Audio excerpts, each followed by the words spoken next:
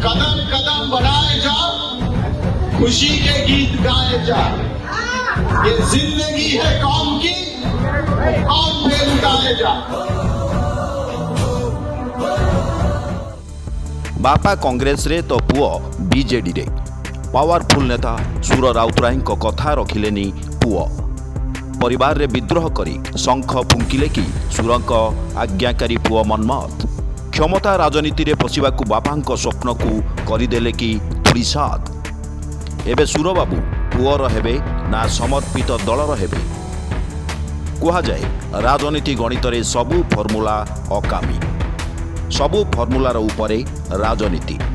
मात्र कई सेकेंड भितरे यह पुणी सबू आकलन को भूल कर देई पारे। यार सद्य प्रमाण हेउछंती जटणी विधायक तथा कांग्रेस दलर हेवीवेट नेता सुरेश कुमार राउतराय सान पुओ मनमतकर बीजेडी रे जोगदान। निजर सुदीर्घ राजनैतिक क्यारियर रे सुरबाबू 6 थर जटणी निर्वाचन मंडली विधानसभा को जाइछंती। कहा जाए से निजे हेउछंती राज्य कांग्रेस राजनीतिर एक अभेद्य गढ़। एबे भी विधायक थिबा गणमाध्यमर टीआरपी पूर्र एही नेता आउ निर्वाचन लढ़िबे नाही बोली घोषणा करिबा सह तांको पुओ राजनीति मैदान को ओल्हाइबा घोषणा करि सारिथिले।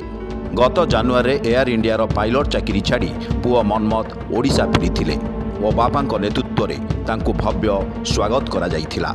आजन्म कांग्रेस रे रही आसीथिबा सुर बाबू तांको रक्त रे कांग्रेस अछि और आज्ञाकारी पुओ भी सही कांग्रेस रे लढ़िबो बोली गणमाध्यम रे बारंबार बयान रखुथिले। बीजेडी बा बीजेपी को पुओ जीवार नाही बोली कहिथिले से।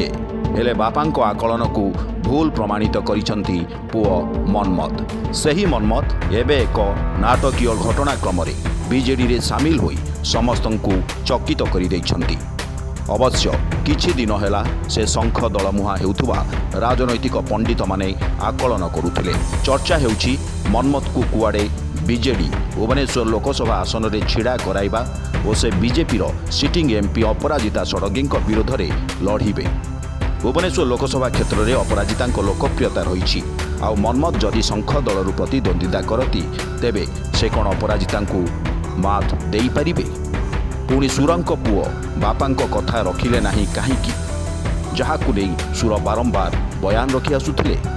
ना राजनीति रे सबु किछि संभव।